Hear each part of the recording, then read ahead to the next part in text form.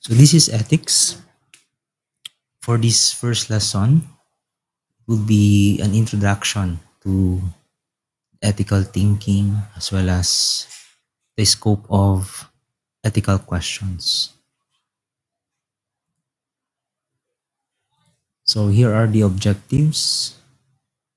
After this lesson, it is expected of you that you will be able to do the following, that you will be able to identify the ethical aspect of human life and the scope of ethical thinking, that you will be able to define and explain the terms that are relevant to ethical thinking, and to be able to evaluate the difficulties that are involved in maintaining certain commonly held notions on ethics.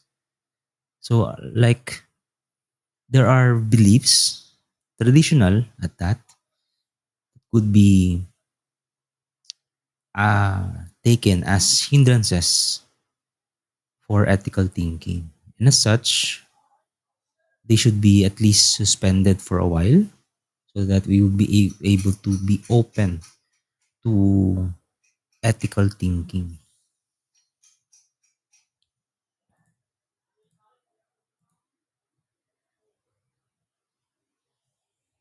Let me check if it is recording. Okay. So I would like to start with the narrative. So in August 2007, a certain Chris Mendez of UP Diliman passed away allegedly due to hazing. Now, allegedly only precisely because during that time his case was not solved, as far as I know, up until now, I think. And it was due to hazing precisely because he wanted to join certain fraternity. And an unfortunate event that happened was that no one dared to testify for him against the frat members that are accountable or responsible for his alleged death. And we asked the question, what is the value of one's life? What is the value of the life of Chris?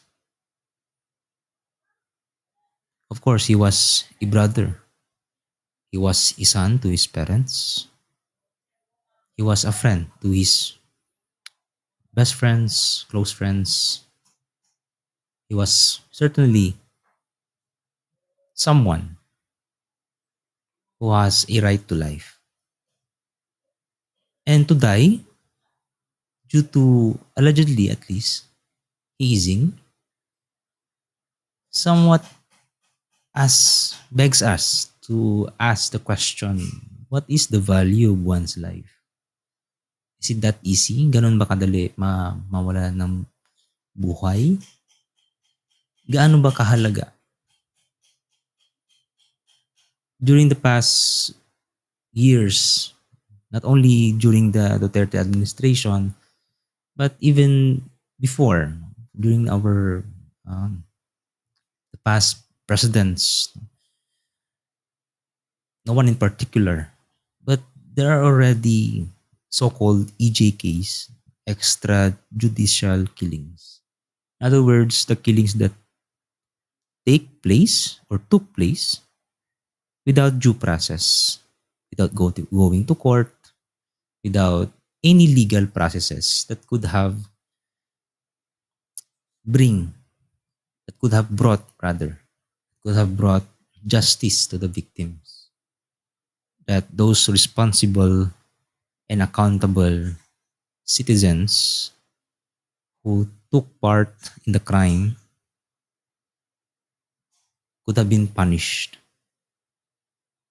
And then we ask the question, what is the value of their lives, the victims of EJKs, the victim of any crime?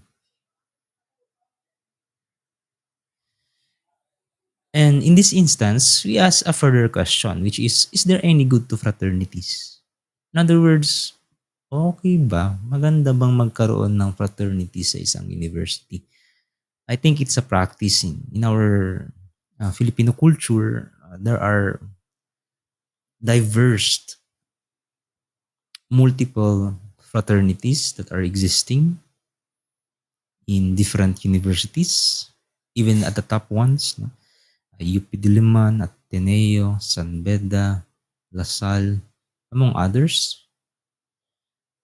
And they say that fraternity is for brotherhood, for having a companion, for having someone to at least look after you as long as you do good, of course. Because if they see that you don't belong to their, or you don't at least participate in their common good of attaining brotherhood, then I think that would not be fair to them.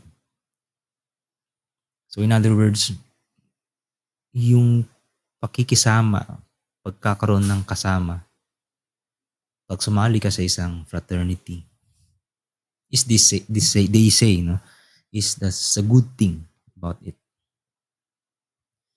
So questions such as these, in other words, concerning good and bad or right and wrong, are questions about value.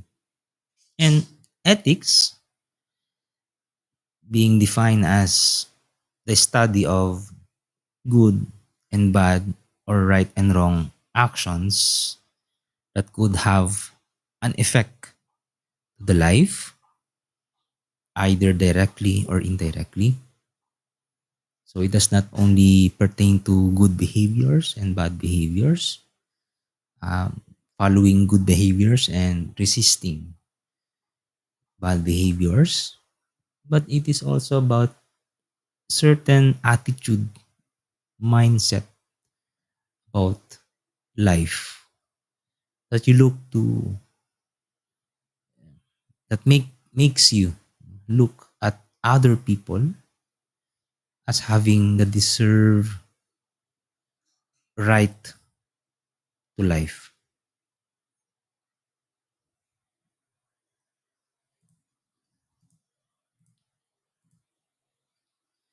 So ethics is concerned about the value of human actions or life itself. Further, it is about matters such as the good thing that we should pursue and the bad thing that we should avoid, the right ways in which we could or should act, and the wrong ways of acting. So, in other words, it is about what is acceptable and unacceptable in human behavior.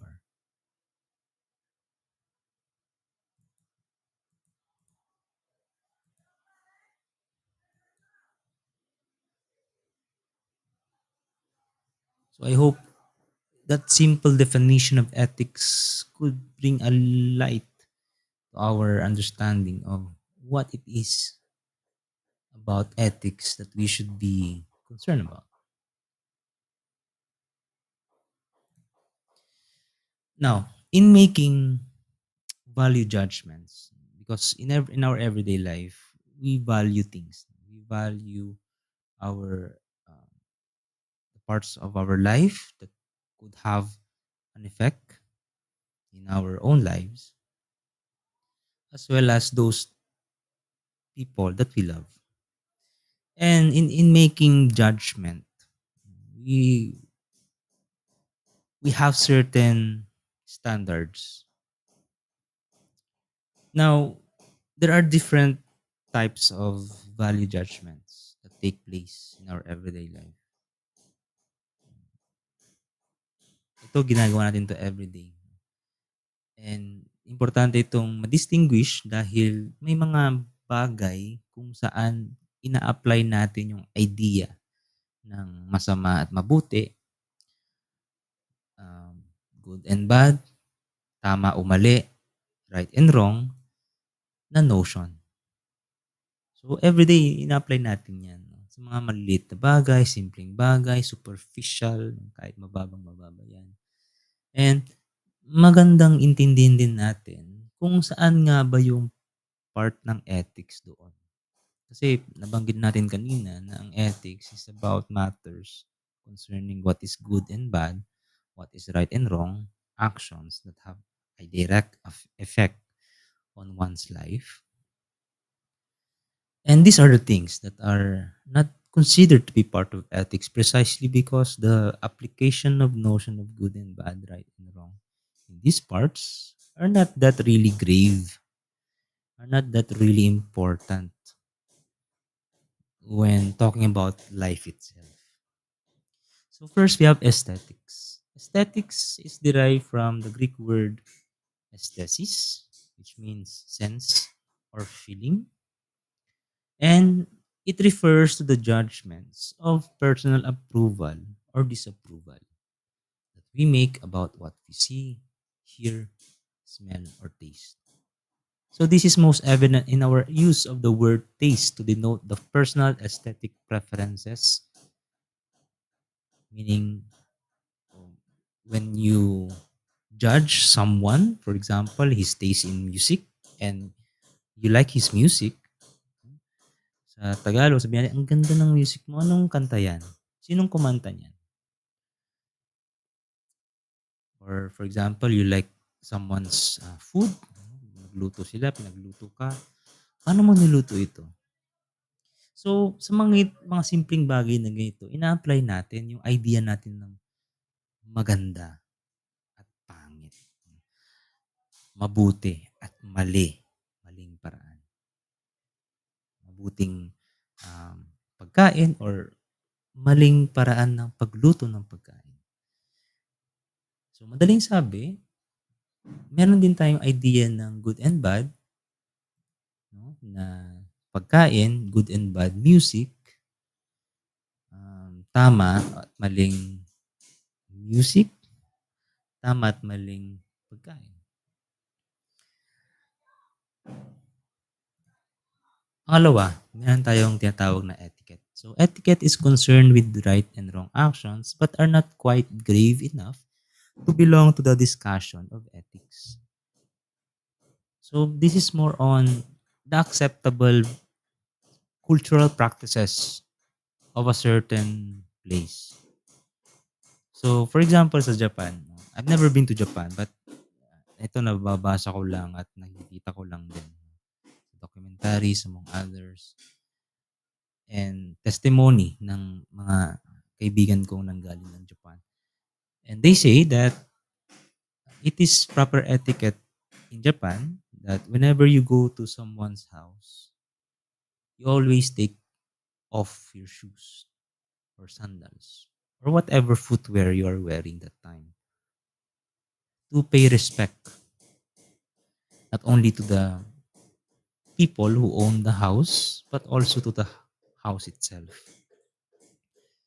And whenever they eat, no, they do Indian sit, no, or they sit on the floor, and that is their proper etiquette. Sa atin naman, depende, no? Depende sa bahay kung sino yung may-ari. Usually kasi, polite kasi ang mga Pilipino eh. And usually, pag may bisita, sige, ipasok nyo lang yung sapatos nyo. Kasi, kadalasan yung may-ari pa ng bahay ang nahihiya. Diba? At yun yung cultural practice natin. No? Pero one distinct feature rather of a Filipino cultural practice would be saying po and opo to the elderly whenever you visit someone's home. Sino yung nakakatanda sa bahay, lalo kahit foreigner, tinuturuan ng foreigner. Dapat lang, no? Sila dapat ang mag-adjust.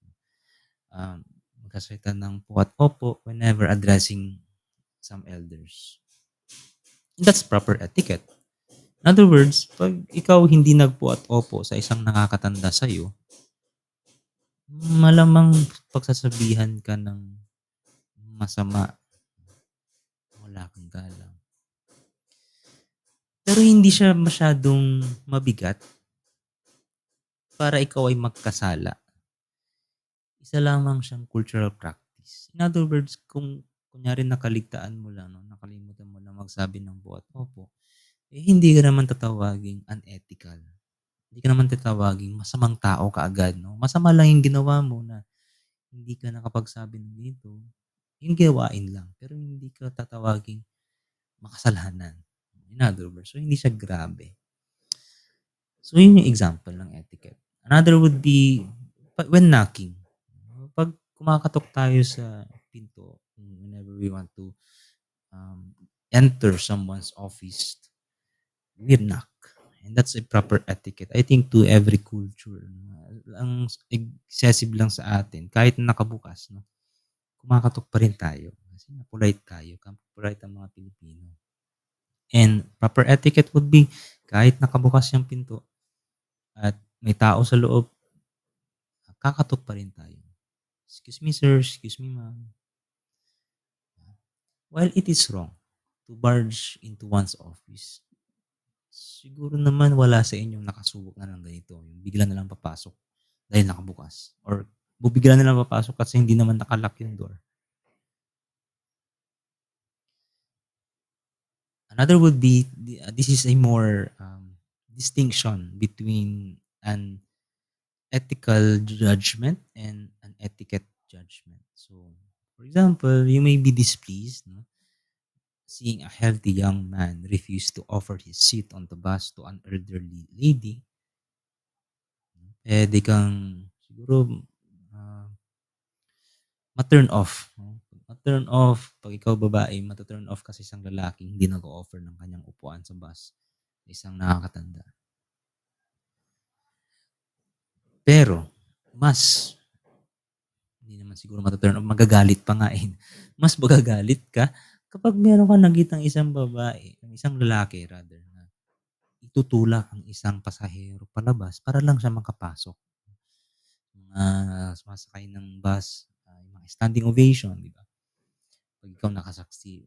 I hope wala pa namang nangyaring ganito pero excessive sample na ito 'no, harsh example na ito pero just to make a point. So kapag ikaw nakakasaksi ng isang taong tinulak palabas ang isang pasahero para lamang siya makapasok sa bus na 'yon, para lang siya makasakay, eh, mas grabe 'yun 'no. This will fall under ethics already precisely because his action could have a direct effect on someone's life. Kasi maaari siyang masaktan siyempre, mahuhulog siya sa bus or rather, which is worse, yung death, the possibility of death.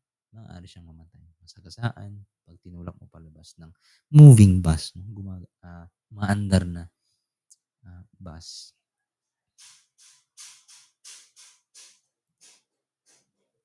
Then we have technical or technique. So this is derived from the Greek word techne, which means a proper way or right way of doing things. So again, ito yung isang aspect ng buhay natin where we apply the notion of good and bad, right and wrong ah, ah, notions. So for example, in baking. Sa baking kasi may proper way, no? May tamang paraan ng pagbe-bake. So una, ini-mix mo muna yung dry ingredients bago mo i-mix yung mga liquids. Kasi parang ano yan, basic rule na kapag hindi mo ginawa, maaaring pumalpak yung iyong baking. Another more technical example would be playing basketball. At ikaw ay nag-traveling, no, nagkaroon ng violation ng traveling. Or walking more than 2 steps without dribbling the ball. So, there's a proper way of playing basketball. Kasi kung walang rules dyan, it would not be a sports. It would not be taken or considered as a sport. So in other words, yung technical would be more on the formal, established rule of certain things. May paraan para maggisa, may paraan para magluto. So much so na kapag ikaw nagkamali, maaaring pumalpak ang inyong resulta or kung ano man yung objective mo sa isang bagay na yun. So again, ina-apply natin ang notion of good and bad dito, or right and wrong, precisely because in every technical, skilled practices that we have, like cooking, baking, playing sports, there are certain rules or procedures that we follow. In that, when we don't follow them, we fail to accomplish our objectives.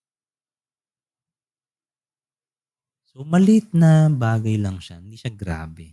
So much so na kapag ikaw nagkamali sa playing ng play mo, no, paglalaro mo ng basketball, eh, hindi ka pwedeng tawagin unethical na. Tatawagin ka lang hindi magaling, or tatawagin ka lang um, hindi maganda yung paglalaro, or hindi tama yung paglalaro. Pero hindi ka pwedeng tawagin unethical. But still, we apply. No? I hope na you follow. Ina-apply pa rin natin yung notion natin ng masama at mabuti, tama at maling paraan. And lastly, of course, which is the most important one, and which is the focus of our subject, would be making value judgments that are ethical. So this is more on the side of ethics. What are considered to be included in the discussion of ethics? So these are valuations that we make in a sphere of human actions, characterized by certain gravity and concern the well-being or human life itself. Well-being meaning the physical, mental, physiological, and even psychological well-being of the human person. Kasi sa panahon ngayon, hindi lang physical ang violence. Eh. May tinatawag din tayong mental or psychological violence. Lalo ngayon na virtual ang ating, mostly ng ating mga interaction because of the pandemic. No? And even before, basta nung na-discover yung internet, which is a great invention, marami na nagkaroon ng violation against psychological well-being, mental well-being of people. Lalo ngayon, kaya nga may tinatawag tayong cyberbullying. And hence, we have cyber ethics as well. The proper way of dealing things virtually. And of course, human life itself. In other words, when it is about the life and death of someone, that is already considered to be part of ethics. So there are matters that concern life and death, for example, war, capital punishment, and abortion, which is abortion needs tinatawag yan na before life ethical question. Kasi it's a question of whether you want the child to live or not. But again, we have special cases when it comes to abortion that could permit abortion, like when it is a danger to the mother as well as to the child. There's the possibility of considering, at least the possibility lang, of considering abortion. But again, meron tayong mga pro-abortion and anti-abortion sides where they discuss this at length. Their points, their stance on whether such abortion should be warranted or not. And there are also matters that concern human well-being, like poverty. Poverty kasi, which is a very rampant problem here in the Philippines kasi marami tayong kababayan na mahihirap pa din. And may effect ito actually sa well-being ng mga tao. Some are born with a silver spoon, but some are born who have no choice but to live a poor life.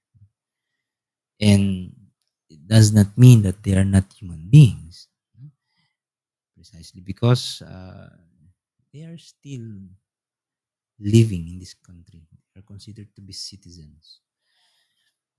So, merong part din ang ethics dyan when we ask the question about poverty. As well as inequality, no? Lalo yan sa women, for example. Sabihin natin, yes, marami ng opportunities ang mga women natin. Pero hindi pa rin nawawala kasi sa mga ibang employees, hindi nawawala ang prejudice nila, yung bias nila against women. And sexual identity, yung LGBTQIA+ community. Hanggang ngayon, lately lang si Jake Zyrus, nag-post siya ng picture niya showing his part of his body. And nakaka-receive siya ng side by side na panglalait or jokes against his sexuality or her sexuality. Ewan ko, hindi ko rin maintindihan kung bakit gusto nilang pagtuunan ng pansin yung kanyang form imbis na sa kanyang gustong sabihin.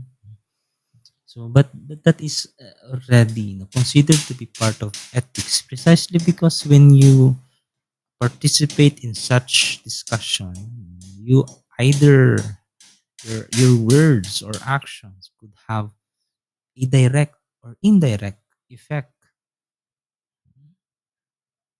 to his or her life. Or in this case, kay Jake Zyrus. Example lang. Very relevant kasi nakita ko lang sa Reddit. Not aware kung ano talaga yung issue, pero nabasa ko lang na parang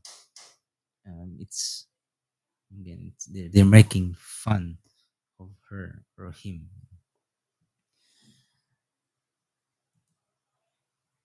Now, let's distinguish moral and ethics. So, morals may be used to refer to specific beliefs or attitudes that people have or to describe acts that people perform. So, for example, an individual's conduct is referred to as his morals, so much so that if he falls short of behaving properly, this can be described as immoral. For example, moral judgment and moral reasoning, each of us has different moral judgment and moral reasoning precisely because our backgrounds or contexts differ from each other. Kahit magkaparehas tayong Pilipino, we differ in some of our beliefs. So much so kapag ikaw ay hindi Pilipino, mas malaking difference ng ating moral judgment and moral reasoning. Example ko kanina yung abortion. Of course, may pro-abortion. Meron ding anti-abortion. And that would indicate the differences between people when it comes to moral judgment or moral reasoning. So, morals would mean yung na-establish na sa isang tao. So, I hope after this sem, in this subject, you'll be able to form your own morals. Kung hindi man tayo magkaparehas, at least patungo tayo sa isang common good, which is to have respect to life, to have respect of other people's lives.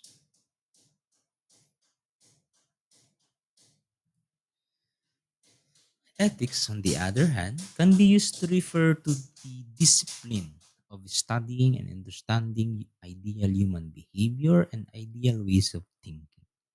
Hence, ethics is acknowledged as an intellectual discipline belonging to philosophy. So, it's a major part actually of philosophy. Philosophy has many branches, and ethics is one of them. So, this is more concerned about the acceptable and unacceptable actions or behaviors, which are generally described as ethical and unethical, respectively. So those acceptable may be called ethical actions or behaviors, and those unacceptable may be called unethical. So further, acceptable and unacceptable ways of behaving in a given field. We use the term professional ethics. When you become professional in the future, matatakal nyo ito. Kung hindi man sa inyong profession, no, in some other ways, you will be able to encounter this. So there are called legal ethics for lawyers, medical ethics for doctors and nurses, and media ethics for writers and reporters. Ito muna tayo sa media ethics, ng pinaka-simpleng example. Ngayon, na relevant, yung fake news rather, no? Fake news, making false assessment or false statements. This is covered by media ethics. Kapag ikaw ay isang journalist, no, you have the accountability to verify the facts that you are reporting or sharing to the world.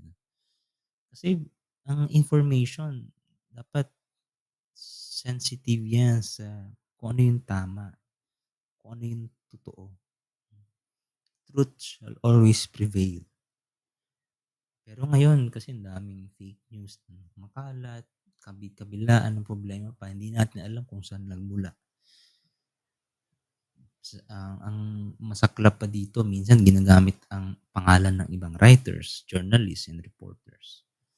So, meron din tinatawag na media ethics precisely because it concerns, no? It has a direct or an indirect effect to human's life. Pag ikaw nagbigay ng fake news about vaccine that could have an effect to the people's perceptions and even on how they take their actions afterwards. No? Pag ikaw nagbigay ng fake news na nakakamatay ang vaccine, maraming mapapanik. So there's so-called media ethics. So may tamang paraan ng pag-share or pagre-report ng facts.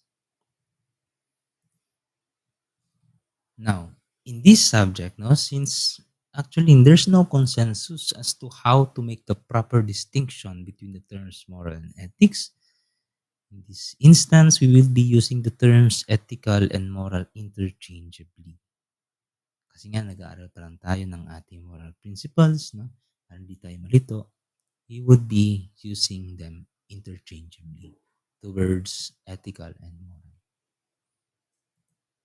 Now, there are two types of studying ethics. There are two ways of studying ethics. So there's the descriptive study of ethics and normative study of ethics. So descriptive study of ethics reports how people, particularly groups, make their moral valuations without making any judgment either for or against these valuations.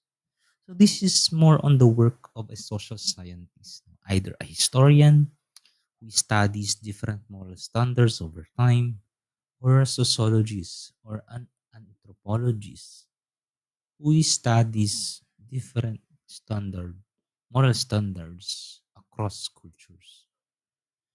So, descriptive, kasi dinidescribe niya lang kung ano yung way of life ng isang particular place or particular culture. Wala siyang anumang suggestion or reaction or comment. Or in other words, judgment against or for these particular ways of living or on how they make their ethical judgments.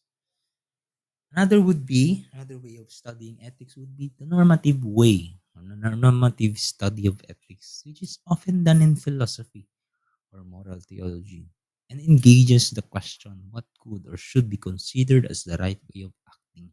So more on debating, no, arguing what is the proper way when dealing, for example, about abortion.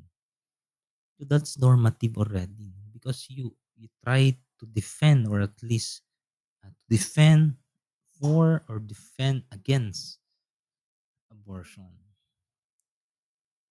So this is more concerned on what we ought to maintain as our standards or basis for moral valuation. In other words, we will be able to discuss kung ano yung sa tingin mo ay tama at kung ano yung sa tingin mong mali. So, dito tayo, no, sa normative. Precisely because as we go along with the moral theories, you would be able to form your own beliefs about certain things. When you hear, for example, about utilitarianism, baka mabago yung pananaw ninyo sa abortion. Example lang. No? Because abortion is still a problem here in the Philippines. Lalo ngayon na marami sa ating mga kababayan ang hindi marunong gumamit ng contraceptives. At yung iba pa kahit gumagamit, hindi naiiwasang ma-pregnant, mabuntis. So, an example of normative study of ethics would be noting how filial piety and obedience are pervasive characteristics of Chinese culture versus studying how Confucian ethics enjoins us to obey our parents and to show filial piety. So, yung sa una, itong example nito, noting how filial piety would be more on the descriptive study of ethics, no? Kasi nino-note mo lang kung paano naging pervasive characteristics ang filial piety and obedience. In other words, paano siya naging dominant, paano siya naging mas sinusunod ng mga inchik. And the last one would be more on the normative side. Kasi ini-explain niya dito kung paano natin magagamit yung Confucian ethics. No? Confucius is a thinker, an ancient thinker. Meron siyang sariling ethics. No? Kung paano nga ba natin magagamit yung kanyang ethics sa ating pagbibigay ng filial piety and how to obey our parents. So there are certain clarifications as well, no? Very important terms. We have moral evaluation, of course, nabanggit na ito kanina, more on the making decision or judgment about certain things that have direct and indirect effect to human life, because it's moral evaluation. Then we have moral decision when one is placed in a situation and confronted by the choice of what act to perform. We have moral judgment as well when one is an observer who makes an assessment of the actions or behavior of someone. This is more on our side, no? Moral judgment. Kasi meron, mapapaisip ka talaga pag ako nagbigay ng example or meron tayong binasang example sa module na i-assess mo whether maganda nga ba yung action na dapat i-perform or kung ano nga ba yung dapat iwasan. So you are making moral judgment. Moral issue would refer to a situation that calls for moral valuation, meaning to say abortion, death penalty, which are two of the big issues here in the Philippines. Some are for penalty, some are against death penalty. So, a situation wherein an individual choose whether to steal or not, most especially when the opportunity presents itself, is called a moral issue. And sometimes moral issue could refer to moral dilemma, because moral dilemma would mean being in the middle of two seemingly opposing options for actions that are both evil, but the other one would be less evil than the other. So, for example, no, kung ikaw ay may anak, babae, tapos wala kang perang pangkain sa inyong mag-ina. And you have the opportunity, no? May opportunity sa harap mo na may pagkain diyan. So you either steal, no? You either steal the food or you let your child go hungry. So what is the lesser evil among those choices? Letting your child go hungry, and worse, no? Letting him die out of hunger, or stealing the food in front of you when the opportunity presents itself. So yung babaeng yon would mean to have or face a certain moral dilemma. So he's torn between two choices, two evil choices. One is lesser evil. So such an example is a matter of ethics insofar as it involves the question of respect for one's property. Pagnanakaw. So moral issue would also refer to particular situations which are often the source of considerable and inconclusive debate. Like for example, euthanasia, ending one's life, mercy killing. Pag, excuse me. Kapag ikaw may ah, kamag-anak no, na hindi na nakakausap, no, brain dead na siya, bedridden, at hindi siya na-function as a human being or as a citizen. In other words, hindi mo na siya nakakausap, hindi na siya makapagtrabaho, kumakain na lang siya, pinapakain na lang siya. So some doctors would call for euthanasia, but it depends upon the parents, no? Or rather the relatives of someone, that patient, whether they would go for euthanasia or not. Mercy killing, forcefully the patient para ma-end na yung kanyang suffering. Kasi mahirap din yung ganun. Nagsasuffer din sila. Hindi lang sila yung nagsasuffer, pati yung mga relatives nila, mga mahal nila sa buhay na nakakakita sa kanila. So that is certainly a moral issue because it concerns life itself. So ito yung example ko kanina ng moral dilemma. No? When one is torn between choosing one of two goods or choosing between the lesser of two evils. When an individual can choose only one and that there are ethical reasons for the various choices. For example, a mother who has the sole responsibility of feeding her child may be inclined to steal when the opportunity presents itself. Hence, we need reasoning. That's why meron tayong mga moral theories, moral reasoning, for us to have a guide on what actions should we perform whenever we are facing a moral issue, whenever we are torn between two evils, no, when we are facing dilemma, moral dilemma, and when we are called to make moral judgment. So why do we suppose that a certain way of acting is right and its opposite wrong? So what reasons do we give to decide or to judge that a certain way of acting is either right or wrong? Paano natin masasabi na ang isang gawain ay masama? Sino ba tayo? Or sino nagsasabi sa atin? Sino ang tama? Sino ang mali? So a person's fear of punishment or desire for reward can provide him a reason for acting in a certain way. Ito, since we were child, we were taught about fear of punishment and desire for reward. Siguro na-experience nyo na ito ng bata kayo. Sabihin ng parents ninyo, oh, kapag hindi mo gagawin ito, wala kang ganito. Kaya dapat magpaganito ka para ikaw ay may ganito.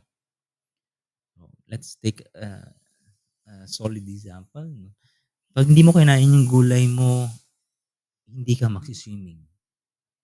So, fear of punishment. No? Hindi ka pwede mag-swimming kapag hindi ka kumain ng gulay. Or desire for reward, pag inubos mo yung gulay mo, bibigyan kita ng allowance. May desire kang for reward. Yun yung action mo. Sometimes, Ito yung ginagawang dahilan kung bakit ah, napapagalaw ng mga parents ng mga anak nila, no? And kahit mga matatanda actually, no, meron tayong fear of punishment and desire for reward. However, no, itong dalawang ito could not make us understand why um, why the such actions, such bad actions are bad, and why such good actions are good. Pag ang isang bata sinabihan mo lang na um, huwag kang mananakit ng kapwa mo kalaro. Pag ginawa mo yun, pag iniwasan mong manakit ng ibang tao, meron kang pera na manggagaling sa akin. For example, sinabi mo yun. Example lang naman. Hindi maintindihan ng bata kung bakit niya iiwasang manakit ng kapwa niya tao. Ang maintindihan niya lang, bawal siyang manakit kasi meron siyang marireceive na reward. Another example would be not cheating for the fear of getting caught, no? Fear of punishment. Kayo ba ay hindi nag-cheat dahil takot kayong mahuli ko? Kung yun ang dahilan, hindi mo talaga naintindihan kung bakit masama ang cheating. Masama ang cheating because you are somewhat stealing, no? Stealing the intellectual property of someone. Sagot niya yan eh. Ba't mo kukunin? That will be cheating. Kaya yung mere copying from the internet is already cheating. No? So fear of punishment and desire for reward cannot give us the reason why cheating is in itself wrong or bad.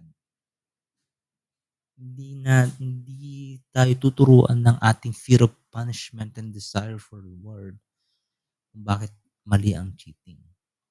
So these are somewhat reasons, no? Or motivations. I take this as two motives of actions.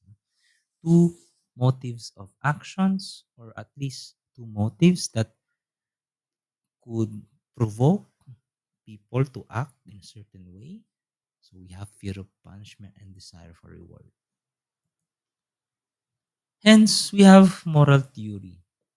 So moral theory is a systematic attempt to establish the validity of maintaining certain moral principles. Insofar as a theory, it can also be referred to as a framework, meaning to say a theory of interconnected ideas and a structure through which we can evaluate our reasons for valuing a certain decision or judgment. So these are frameworks, no? These are taught to be have a certain set of principles rather, for people to follow or at least to apply to themselves. So it is an attempt to make to form the moral development of person.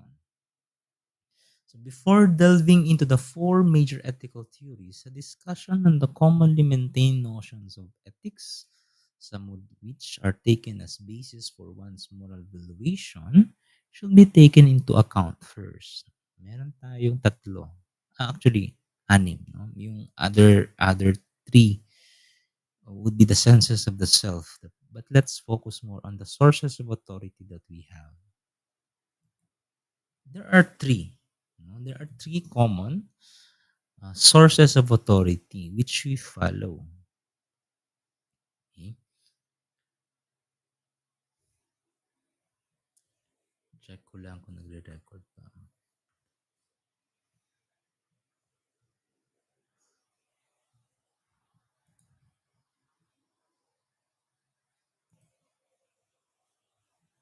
Okay, let's resume.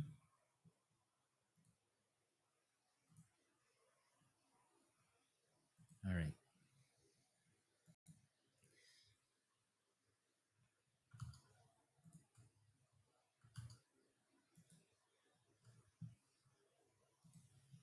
Okay, so there are three common sources of authority. We have law, religion, and culture. So there are several common ways of thinking about ethics, which are based on the idea that standards of valuation, ethical valuation at that, are imposed by a higher authority that commands obedience. We have the authority of the law, the authority of one's religion, and the authority of one's own culture. So first, authority of the law. So it is supposed that law is one's guide to ethical behavior. So in the Philippines, Filipinos are constrained to obey the laws of the land as stated in the country's criminal and civil codes. So law is established here in the Philippines. Now we have the Philippine Constitution of 1987, wherein there are sets of rules, principles, policies, obligations of offices, of citizens, and of certain people that have power over our citizens, making this even more particular. No? For example, sa Metro Manila, residents are constrained to follow any city laws or and ordinances. In your case, no,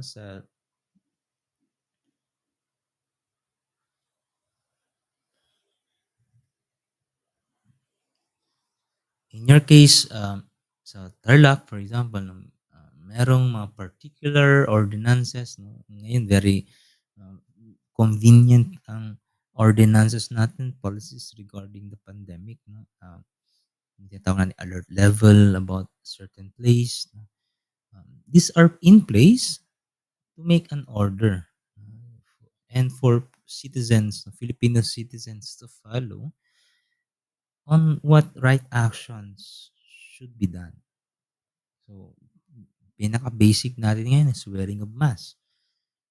That's the proper way of when you go out. No, that's the proper way of behaving, wearing your own mask. So one can easily imagine this becoming even more localized to the barangay or village level, where local or municipal layers of obligation are there for residents to follow. So, yung sa barangay ninyo, yung pinaka-immediate environment ninyo, pinaka-maliit na um, body of uh, political power, no, over people. Yung maliit na office na isang lugar. Say from barangay to the national government, which is inuupuan ng ating Presidenteng Duterte. Um, so these are, or there are ordinances that are in place, no, with certain places. So the term positive law refers to the different rules and regulations that are posited or put forward by an authority figure that require compliance.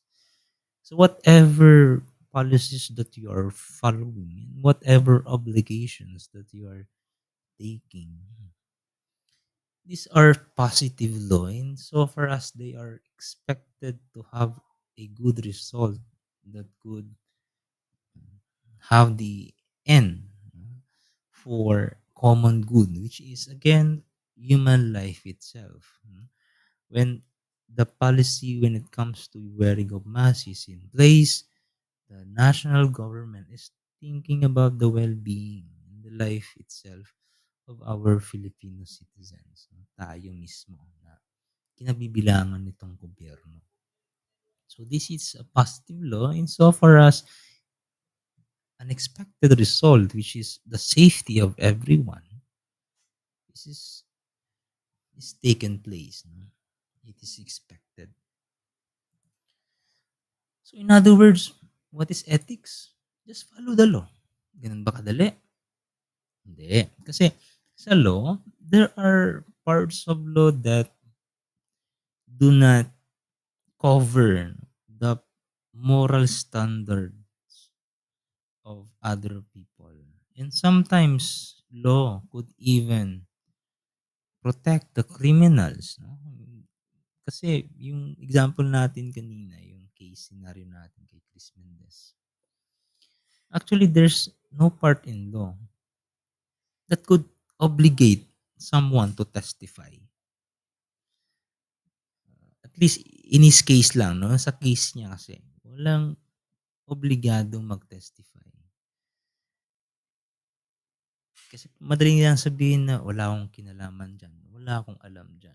Lalo kapag wala silang evidence na may pakita, walang CCTV recording, audio recording, pictures, other pieces of evidence that could bring witnesses. No? Kapag wala yun, no one is obliged to testify. No? No one is accountable, held accountable to testify. So in other words, parang kung tutuusin, ang batas, hindi ka naman talaga tuturuan kung paano maging mabuti. Kasi kung ang batas ituturuan ka kung paano maging mabuti, edi dapat walang korap ngayon. Edi dapat hindi namatay si Chris Mendez. Edi dapat walang biktima ng EJ case. Edi dapat walang biktima ng anumang krimen. So, in other words, ang batas, no, ang law is not sufficient enough to make us understand why certain right actions are right and why certain bad actions are bad. Kulang, insufficient. Hence, law as a commonly held notion on ethics would not be regarded as a moral theory or as a moral discipline or as a moral principle at that to be applied in someone's life. This is not to say that law provokes someone to do bad things. No, it's not that. But the point is it does not make you understand why certain things are good and right and why certain things are bad and wrong. Hence, we need a moral theory or moral principle, such as the four major ethical theories, in order for us to understand what it really means to have right actions and what it really means to resist some bad actions. Then we have religion. So religion is a commonly held notion on ethics. What is ethics? Just follow your religion. Is that the case? Let's see. So this is an example. No? This is from a Bible. There are many versions of Bible. No? And this is the New American Bible. So it says here, love the Lord your God, therefore, and always he discharges his statutes, decrees, and commandments. In other words, following, obedience. So such a statement expresses a claim that many people of a religious sensibility find appealing and immediately valid. The idea that one is obliged to obey his God in all things. So as a foundation for ethical values, this is commonly referred to as the divine command theory. It's a command from the divine. And the problem with this, no, there are certain religions. No, I, for one, is a Roman Catholic. I am a Roman Catholic. I was even an ex-seminarian. I was about to become a priest, pero nag-iba ako ng landas. No? Mas nakita ko yung liwanag sa other side. No? Pagtuturo kaysa dun sa pagpapare. Which is a good mission. Now, there are certain religions like Islam, for example. No? Meron tayong tinatawag na jihad kasi sa Islam. Religious war. Jihadis would be someone who believes in jihad. So sila yung nagre-rage ng war against other religions. Their belief is their religion is the only true religion, Islam. And to have other religions is somewhat like a crime. No? Parang, kaya nga, there are terrorists who are jihadists, no, but not all jihadists are terrorists, and not all Muslims are terrorists. I would like to clarify that. Just a disclaimer. But just to make an example, um, yung 9/11 yung nangyari sa Amerika, I think that's a product by product of a jihad. And their belief was that they would be rewarded after their terrorist attack. They will be rewarded with I think with 77 virgins, or hindi ko alam yung specific number, but more than 14. And hence they have blind obedience. Naging blind sila sa pag-follow ng kanilang belief. So religion is actually not that, at least for that side, no. Not That's a disclaimer, hindi naman ng lahat ng religion ganun eh. Pero just to make a point that religion sometimes could make people blind is the point of I'm trying to make. No?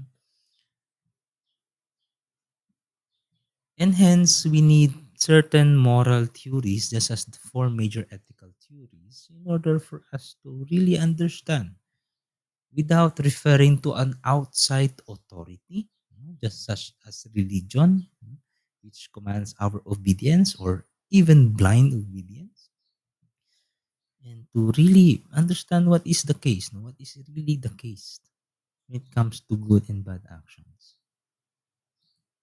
Lastly, we have culture. So, mas malaki itong culture kasi everyone has culture, every place, no? Every society. You may have people who don't believe in religion, but he will always have certain culture. Hindi mawawala yan. The moment you are born into the world, you are born with a certain culture. So, our exposure to different societies and their cultures makes us aware. Our exposure to them makes us aware that there are ways of thinking and valuing that are different from our own. That there is in fact a wide diversity of how different people believe it is proper to act. So may mga differences tayo, no? Ito yung mga maliliit na differences. For example, sa aesthetic, religious, and etiquette, no?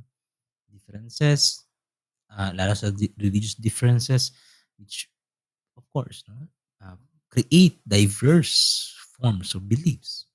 Buddhism and Christianity sa Asia, we are an Asian country, pero most of our people here, no, are Roman Catholics, a Western religion. I think tayo lang ata yung Eastern countries. So far as I know pala, hindi ako updated sa part na yan. I don't have the statistic to show you. But we are majority a Roman Catholic country. So an Eastern country with a high percentage of a Western religion, which is Christianity. So in other words, we have different sets of beliefs here, no, in the Philippines.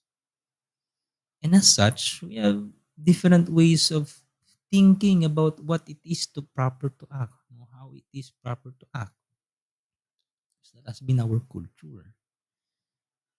There are etiquette differences as well when it comes to culture. Yung na-mention ko kanina example when it comes to Japan and comparing it here in the Philippines. Here in the Philippines, sa language pa lang, we show the respect to elders, no? Saying po at opo. Sa Western, di na nila kailangan first name basis pa nga. No? Kahit lola mo, or mama't mama mo. Pwede mo silang tawagin in their first name sa Amerika. No? They would even call you to call their first name. They will even call you out for calling their first name. Rather, they will ask you, no, to call them in their first name. So, there will be conflicting behaviors regarding dining practices. No? Sa pagpasok pala ng bahay ng isang Japanese, for example, you have to take your footwear off. No? Sa Pilipinas, depende sa may-ari ng bahay kung gusto niyang alisin mo yung sapatos mo o hindi. And differences on values. No? Unity, gubat, can be more taboo in one culture versus others. Meron akong naalala example no, sa Africa. Meron kasing part doon na parang ang cultural practice nila is that when someone is married, a girl, when a woman is married to someone, they are being operated sa kanilang part ng vagina. Tatahiin nila para sumikip. Para walang butas. Para kapag nagkaroon ng penetration during honeymoon, mas masarap sa part ng lalaki, pero mas masakit sa part ng babae. That has been their culture. Yun nga lang, syempre, nasasagasaan yung karapatan ng babae. Syempre, mayroon ding violence doon kasi masakit eh. Physical violence. But that has always been their culture. Not sure kung hanggang ngayon pinapractice nila, but that is as far as I know. So in other words, what may be acceptable in one culture may not be acceptable in ours. Hence, culture could not really make us have a common ground with other people when it comes to what ways or actions should be considered as right and what actions should be avoided as wrong. So, from the reality of diversity, it is possible for someone to jump to the further claim that the sheer variety at work in the different ways of valuation means there is no single universal standard for such valuations, that this holds true as well as in the realm of ethics. So in other words, pagdating sa culture, dahil magkakaiba tayo ng kultura sa buong mundo when referring to other culture, sa pagdating kasi sa ethics, we should have a common ground. Eh. So pagdating sa ethics, you should have a universal understanding kung ano nga ba yung tama at mali. That's why we have these big topics on abortion, death penalty, because hindi lang problema yan sa Pilipinas. No? It's also a problem with other countries, in other countries. Because it concerns life and death. Tao din sila eh. Na-experience din nila yon. So, culture could not really have, or could not really provide us, rather, could not really provide us with the universal platform in order to us, for us to at least meet at a common ground in order for us to understand each other, for us to have a universal understanding of what it means to be ethical. And sometimes, yung culture, because it is diverse, huh? What is acceptable or unacceptable is only relative to, or that is to say, dependent on one's culture. So, such a position is called cultural relativism. Malaking part ito kung bakit ang kultura ay isang hadlang sa pagbubuo ng isang moral development ng isang tao. Kasi tatanungin mo dito, bakit doon sa Africa okay yung ganito, dito sa atin hindi? So ano nga ba ang tama? Because culture is only relative to one's own culture. Hence the cultural relativism na point, no?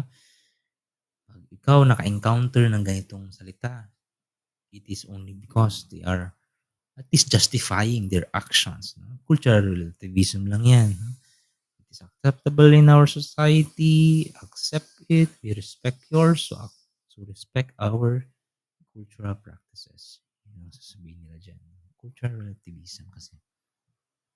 So hence, we need these four major ethical theories in order for us to really understand or have a universal understanding of what is right and what is wrong. So, CR or cultural relativism rather appears to be a basis of morality. Yun nga lang, yung tanong dito, pwede nga ba talaga? So, cultural relativism seems to conform to what we experience, which is the reality of the differences in how cultures make their ethical valuations. By taking one's culture as a standard, we are provided a basis for our evaluations. This teaches us to be tolerant of others from different cultures as we realize that we are in no position to judge whether the ethical thought or practice of another culture is acceptable or unacceptable. In other words, when we come to realize that we have to respect other cultures as they respect ours, then we are in no position in judging whether what I mentioned as the practice of an African uh, married couple, we are in no positions to judge it on whether it is a bad or right action. Kahit obviously it's a bad, no, it's a bad action. Even an offense to women. It's a physical violence against women. Wala tayong karapatan para pagsabihan sila na ganito dapat yan. Hindi dapat ganyan ang ginagawa ninyo. So in turn, our own culture's moral code is neither superior to nor inferior to any other, but they would provide us the standards that are appropriate and only applicable to us.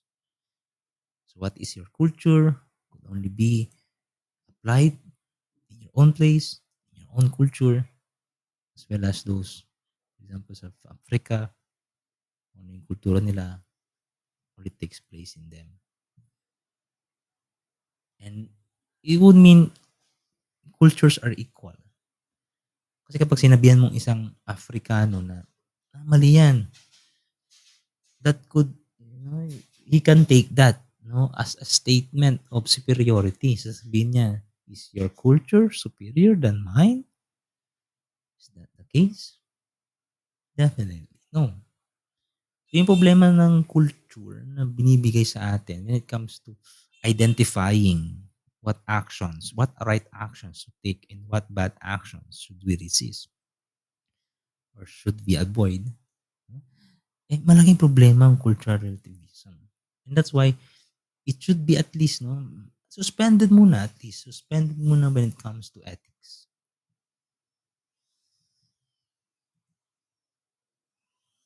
Culture and Critical Thought, this was a book of James Rachels on the challenge of cultural relativism. So, sabi niya, we can conclude this criticism of cultural relativism by pointing out how it is a problem in our study of ethics because, first of all, it tends to deprive us of our use of critical thought. So, CR or cultural relativism can promote a sense of humility, respecting other cultures, but such humility should go hand in hand with the capacity for a rational critical discernment that is truly appreciative of human values. In other words, kahit sabihin natin, yes, we respect your culture, but what your cultural practice entails is that it can affect the human's life. It can harm, and even worse, it can lead to the possibility of death. Kung ganun yung judgment mo, of course, you can respect other culture, but you have to take note what really is the case. Kung talagang appreciative nga ba siya ng human value, for example, human value of life itself.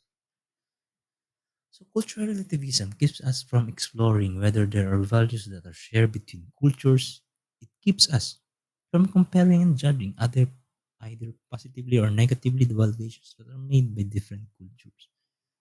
So problema ng cultural relativism would be, it would at least make us blind. No? Sabihin lang natin, di natin sila pwedeng ikumpara because of cultural relativism. Dapat hindi naman ganun. So, ayun. Doon nagtatapos ang ating lecture. I hope medyo klaro, at least klaro yung mga points na importante. Kung hindi man, you can always repeat this recorded video lecture. Okay? So, thank you for listening and thank you for your patience. I hope to see you in our next recorded lecture. Okay? So, goodbye for now.